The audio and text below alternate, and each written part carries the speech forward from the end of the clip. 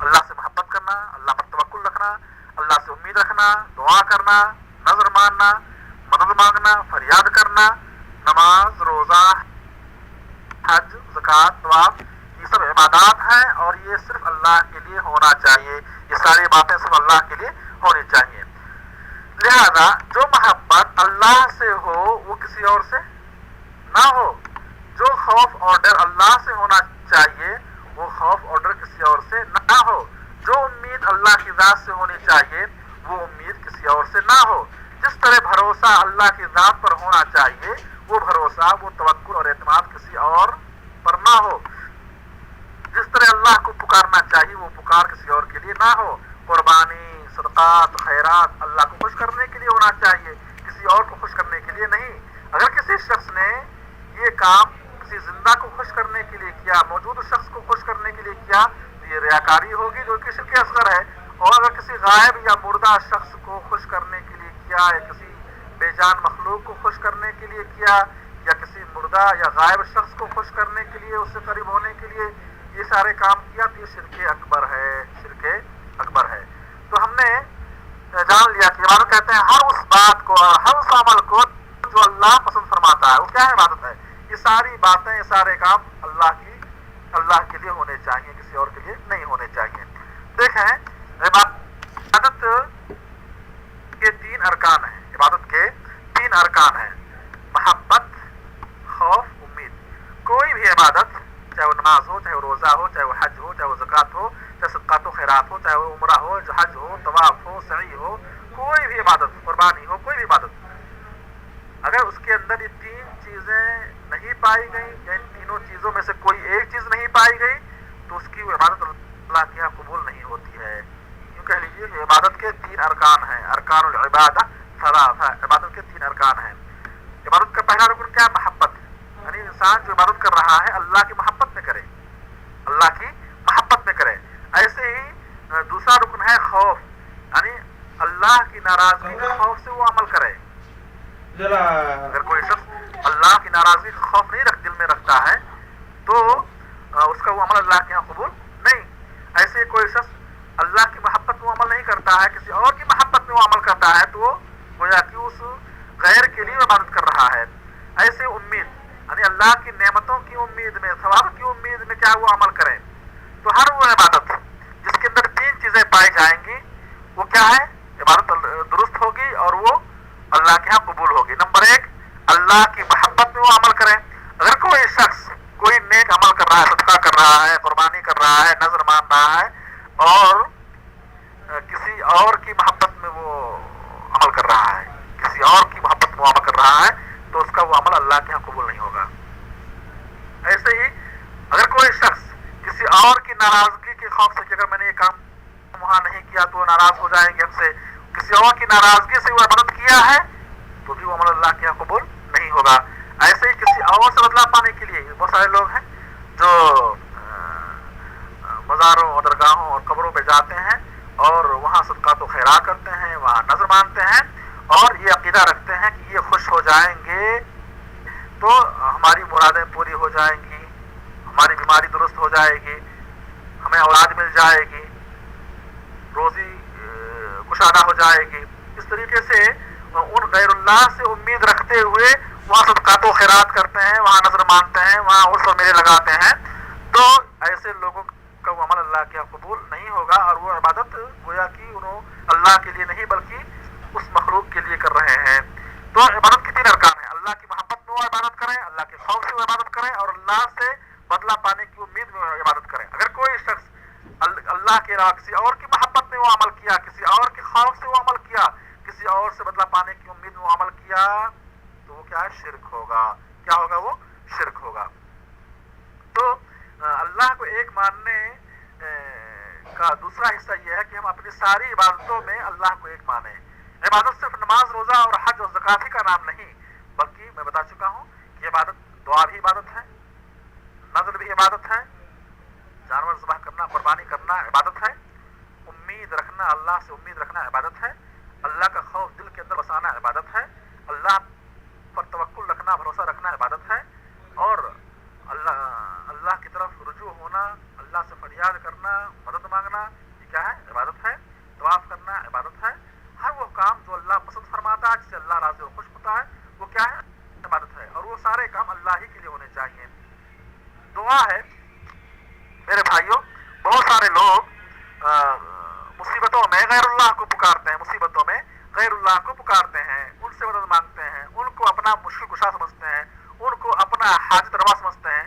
जो कुरान करीम में अल्लाह सुब्हानहू फरमाते हैं, वक़ाला रब्बुकुम उदऊनी अस्तजिब लकुम, वक़ाला रब्बुकुम उदऊनी अस्तजिब लकुम, तुम्हारा रब तुम्हें हुक्म दे रहा है, उदऊनी, ऐ मेरे बंदो मुझे पुकारो, उदऊनी मुझे पुकारो, अस्तजिब लकुम, मैं तुम्हारी दुआओं को कबूल करूंगा।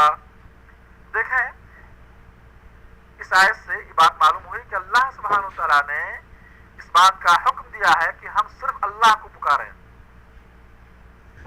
सिर्फ अल्लाह को पुकारें। अल्लाह के सिवा किसी और से दुआ करना, किसी और से मदद मांगना, किसी और से फरियाद रखना, किसी और से उम्मीद रखना जायज और दुरुस्त नहीं है। अगर कोई शख्स किसी जिंदा और मौजूद शख्स को पुकार रहा है, किसी भी गैरुल्लाह को पुकारे, जिंदा हो या मुर्दा, तो क्या है? शिर्क अकबर। जो पुकार अल्लाह के लिए होनी चाहिए, जो दुआ अल्लाह से होनी चाहिए, वो दुआ वो पुकार किसी और से ना हो, वो दुआ वो पुकार किसी और से ना हो। दुआ इबादत है, दुआ वो इबादत, दुआ क्या है? इबादत है। बहुत सारे लोग अल्लाह को छोड़कर गैरों को पुकारते हैं मुश्किलात में, परेशानियों में, और वो शख्स जो अल्लाह को छोड़ किसी गैर को पुकारता है, वो शख्स शिर्क अकबर का मुर्तकिब है। कुरान करीम में अल्लाह फरमाते हैं, वमन यदउ मअल्लाहि इलाहन आखर ला बुरहान लहु बिही फइन्नमा हिसाबुहु इंदा रब्बिह इन्नहु ला युफ्लिहुल काफिरून। वो शख्स अल्लाह के साथ किसी दूसरे माबूद को पुकारता है, उसके पास उसकी कोई दलील नहीं है। जो शख्स अल्लाह के साथ साथ किसी और को पुकारता है, उसके पास इसकी कोई दलील नहीं है। के अंदर जहां भी हमें दुआ का हुक्म दिया, वहां पर डायरेक्ट हमें अल्लाह को पुकारने का हुक्म दिया।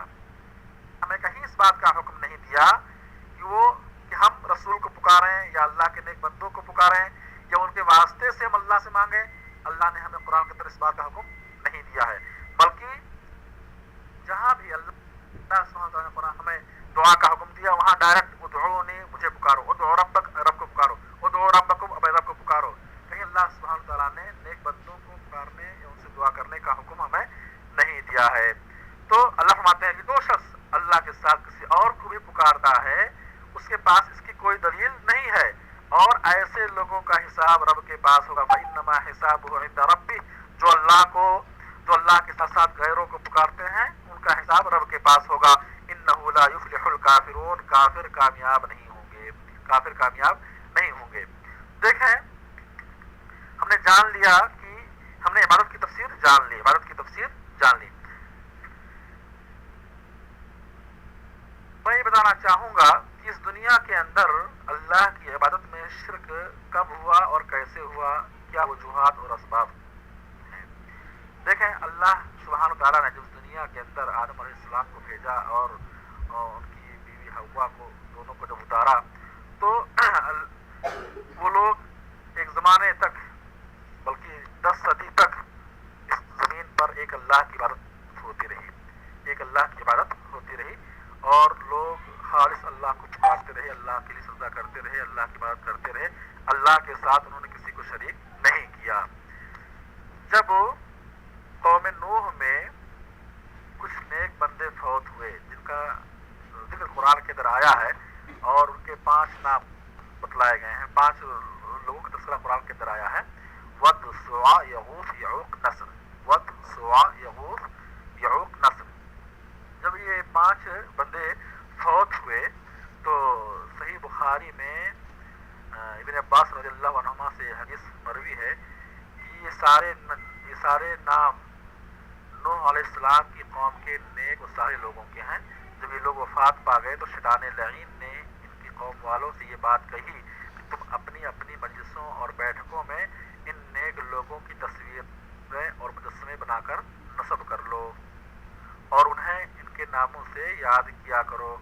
तो उन्होंने ऐसा ही किया, मगर उनकी इबादत नहीं की। کی یادگار کے لیے ان کے مجسمے بنا لی، تصویریں بنا لی. لیکن جب یہ بنانے والے فوت ہو گئے اور ان کی پہچان بھی مٹ گئی تو پھر ان کی عبادت بھی کیا ہے شروع ہو گئی. ان کی عبادت کیا ہے شروع ہو گئی.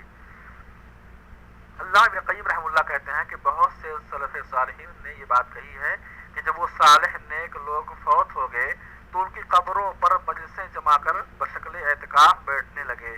لوگ کیا ہے ان نیک لوگوں کی قبروں پر کیا ہے اعتکاف کی شکل میں بیٹھنے لگے، جسے آج کو کیا مجاور بیٹھتے ہیں قبروں پر. تو پہلا کام انہوں نے کیا کیا کہ ان نیک لوگوں کی قبروں پر کیا ہے اعتکاف کی شکل میں بیٹھنا شروع کیا. پھر ان کی شکلوں کی تصویریں بنا ڈالی. پھر جو وقت گزرتا گیا اور زمانہ لمبا ہوتا گیا تو ان کی عبادت بھی کیا ہے شروع ہو گئی. یہ بات ابن قیم رحمۃ اللہ علیہ نے لکھی ہے کہ بہت سارے سلف صالحین نے یہ بات کہی ہے کہ جب یہ ود، سوا، یغوث، یعوق، نصر، یہ 5 نیک بندے قوم نوح کے 5 نیک بندے فوت ہوئے تو لوگ ان کی قبروں پر مجلسیں جما کر اعتکاف کی شکل میں بیٹھنا شروع کیا. پھر ان کی شکلوں کو پھر ان کی تصویریں بنائیں. پھر دھیرے دھیرے جب وہ لوگ بنانے والے فوت ہو گئے اور دوسری نسلیں آئیں تو ان کی بات کرنا شروع کیا شیطان کے ورغلانے پر. معلوم یہ ہوا اس واقعے سے اور اس حدیث سے یہ بات معلوم ہوئی کہ اس دنیا کے اندر شرک کا وجود اولیاء اور صالحین کی شان میں غلو کرنے سے ہوا. لوگ ان ود، سوا، یغوث، یعوق، نصر 5 بندوں کی شان میں حد سے آگے بڑھ گئے. ٹھیک ہے وہ اللہ کے نیک بندے تھے، اللہ کے نیک بندے تھے، موحد بندے تھے، ایک اللہ کی بات کرنے والے بندے تھے. جب وہ فوت ہوئے تو شیطان کے ورغلانے پر ان لوگوں نے ان کے شان میں غلو کیا، حد سے آگے بڑھ گئے اور ان کے لیے وہ کام کرنا شروع کیا جو کام اللہ کے لیے ہونا چاہیے تھا. تو غلو یہ شرک کا بنیادی سبب ہے.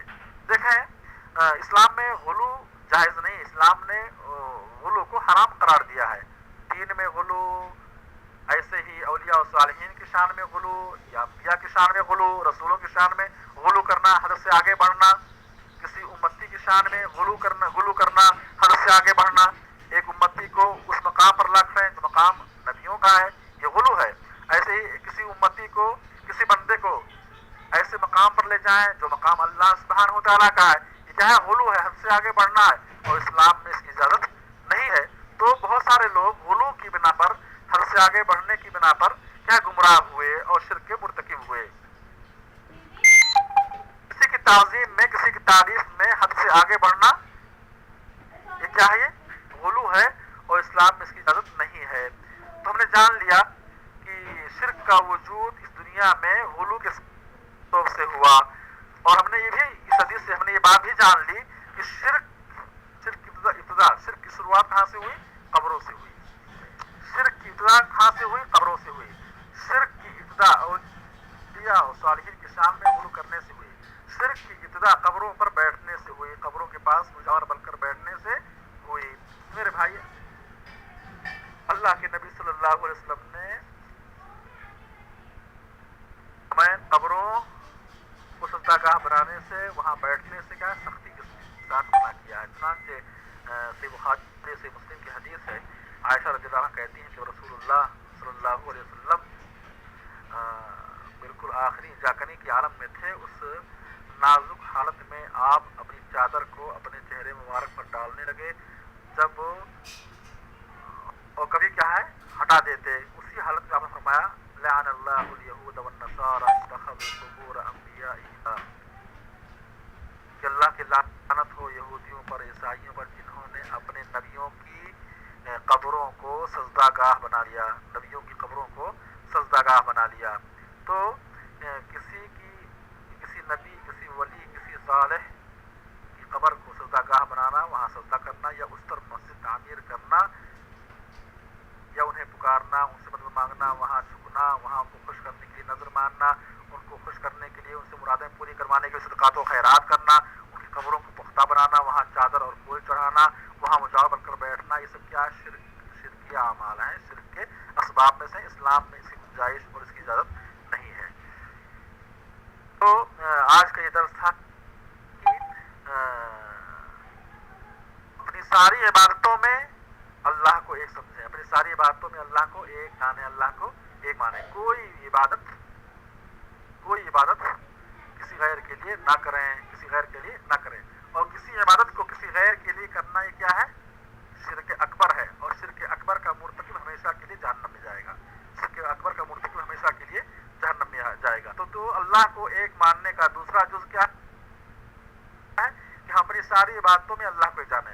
आप लोगों ने मसला समझ लिया। हमने बताया था कि अल्लाह को एक मानना, अल्लाह को एक जानना, इसे तौहीद कहते हैं, और इसको हम 3 हिस्सों में तकसीम कर सकते हैं। नंबर 1, अल्लाह को उसके रब होने में एक मानना, एक जानना कि अल्लाह ही खालिक है, वही मालिक है, वही राज़िक है, वही हाकिम है, वही कायनात के निज़ाम को चलाने वाला है। ये तौहीद का पहला हिस्सा हुआ, जिसे हम तौहीद रुबूबियत के नाम से जानते हैं। और अक्सर कौमें, पिछली कौमें इस चीज़ को मानती थी। मुशरिकीन मक्का भी अल्लाह को रब मानते थे, अल्लाह को खालिक, मालिक, राज़िक, हाकिम, मुदब्बिर कायनात मानते थे, मगर इबादतों में वो गैरुल्लाह को शरीक करते थे। अपनी इबादतों में गैरुल्लाह को शरीक करते थे। जो काम अल्लाह की ज़ात के लिए होना चाहिए था, वो काम वो गैरों के लिए करते थे, गैरों की नज़र मानते थे, गैरों के लिए सदक़ात व खैरात करते थे, गैरों के लिए जानवर ज़बह करते थे और गोश्त तक़सीम करते थे, गैरों के नाम पर जानवर वक्फ करते थे, आज़ाद छोड़ते थे, गैरों को पुकारते थे मुश्किलात में, परेशानियों में। तो इस्लाम ने इन तमाम चीज़ों को शिरक करार दिया है और हमें इस बात का हुक्म दिया है कि हम अपनी सारी इबादतें सिर्फ और सिर्फ अल्लाह सुब्हानहू व तआला के लिए करें। कोई भी इबादत किसी गैर के लिए करना ये शिरक अकबर है, और शिरक अकबर का मुर्तकिब हमेशा के लिए जहन्नम में जाएगा। हमने बात भी जान ली कि सारे नबियों ने सबसे ज़्यादा जिस बात पर मेहनत की है वो कौन सी चीज़ है, वो कि लोगों अल्लाह की इबादत में किसी और को शरीक ना करो और हर किस्म की इबादत सिर्फ अल्लाह सुब्हानहू व तआला के लिए करो। हमने बात जानी कि इबादत किसे कहते हैं। इबादत कहते हैं हर उस काम को, हर उस बात को जिसे अल्लाह सुब्हानहू व तआला पसंद फरमाता है, जिसे अल्लाह क्या है, पसंद फरमाता है। और हमने ये बात भी जान ली कि सारी इबादतें अल्लाह की मोहब्बत में होनी चाहिए, अल्लाह के खौफ से होनी चाहिए और अल्लाह से बदला पाने की उम्मीद में होनी चाहिए। अगर कोई शख्स कोई इबादत किसी गैर की मोहब्बत में की, किसी गैर के खौफ से किया, किसी गैर की नाराजगी से बचने के लिए किया, किसी गैर से बदला पाने की उम्मीद में उसने कोई इबादत की, तो ये इबादत क्या है, वो अल्लाह की कबूल नहीं। दूसरी बात यह कि जिसकी मोहब्बत में उसने ये इबादत की है, गोया कि उसने उस गैरुल्लाह को अल्लाह के साथ क्या है, शिरक किया, अल्लाह के बराबर करार दिया, अल्लाह के बराबर करार दिया। आमतौर से यहाँ एक शुबहा पाया जाता है कि बहुत सारे लोग कहते हैं कि देखो हम इबादत में गैरों को, वलियों और बुजुर्गों को हम अल्लाह के बराबर नहीं समझते हैं, अल्लाह के बराबर नहीं समझते हैं। देखें, कोई ज़रूरी नहीं कि आप उन्हें अल्लाह के बराबर समझो तो ही शिरक होगा, नहीं। अगर वो काम जो अल्लाह के लिए होना चाहिए वो काम अगर किसी के लिए भी करेंगे तो क्या है, वो शिरक होगा। मैं मिसाल देता हूँ कि एक हिंदू, एक गैर मुस्लिम, जब वो किसी मूर्ति की पूजा करता है, किसी पत्थर पाटनी आग की पूजा करता है, तो वो उस मूर्ति को अल्लाह के बराबर नहीं समझता है, अल्लाह के बराबर नहीं समझता है, ठीक है। तो ये कहना कि हम उन गैरुल्लाह को अल्लाह के बराबर नहीं समझते हैं, तो ये शिरक कहाँ से हुआ, ये बात गलत है। शिरक के लिए जरूरी नहीं कि आप उस मखलूक को अल्लाह के बराबर ही समझें, नहीं, बल्कि अगर वो काम जो अल्लाह के लिए होना चाहिए, वो काम अगर आपने किसी भी इंसान के लिए, किसी मखलूक के लिए किया तो क्या है, शिरक होगा। क्या है, शिरक होगा। और मैं मिसाल दी आप सामने कि हिंदू ये मूर्तियों को अल्लाह के बराबर नहीं समझते हैं, लेकिन जो काम अल्लाह के लिए होना चाहिए, इबादतें अल्लाह के लिए होनी चाहिए, वो अल्लाह को छोड़कर वो इबादत क्या है, उन मूर्तियों के लिए करते हैं और उनसे करीब होने के लिए वो काम करते हैं, उनसे करीब होने के लिए सदक़ात व खैरात करते हैं, नजर मानते हैं, वगैरह वगैरह। तो ये आज का दर्स था। अगर किसी के पास कोई सवाल हो तो वो बिला झिझक क्या है, पूछ सकते हैं लिख कर या माइक लेकर के बराह रास्त सवाल कर सकते हैं। माशाअल्लाह आज दर्स में 12 लोग शरीक हुए और मैं अपने तमाम भाइयों से और बहनों से गुजारिश करूंगा कि लोगों को इस क्लास में आने का तरीका समझाएं, सिखाएं और लोगों को उभारें और बतलाएं। वालेकुमुस्सलाम व रहमतुल्लाहि व बरकातुहू। देखें, बहुत सारे लोगों ने इस्लाम किया है और अल्लाह ताला आप सबको दुनिया और आखिरत में सलामत रखे और अल्लाह की रहमत हो, अल्लाह की बरकत हो आप तमाम लोगों पर। और बहुत बहुत शुक्रिया आप लोगों की हाजिरी पर। और किसी के पास कोई सवाल हो तो पूछ सकते हैं। सवाल पूछने का तरीका क्या है, बाएं तरफ जो आप देखें, बाएं तरफ जो माइक का निशान लगा हुआ है वहाँ माइक पर क्लिक करें और पहले मुझसे माइक मांगें। जिनको सवाल करना है वो माइक लिखें तो मैं माइक छोड़ देता हूँ, मैं माइक छोड़ दे रहा हूँ, आप लोग सवाल करिए।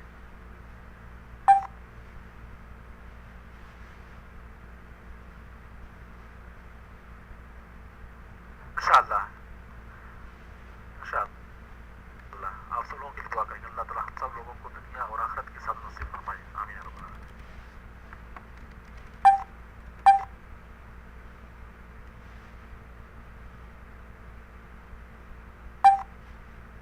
कोई सवाल लिख कर ही पूछ सकते हैं।